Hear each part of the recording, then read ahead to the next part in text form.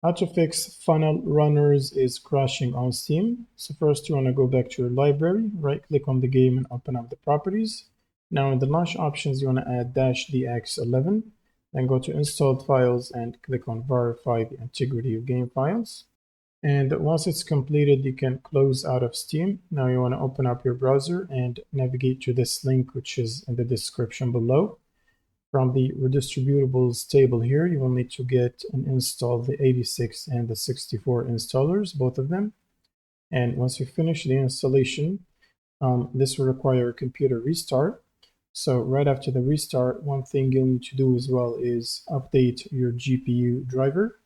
So you can either use the NVIDIA app or the AMD software, depending on which GPU you're running.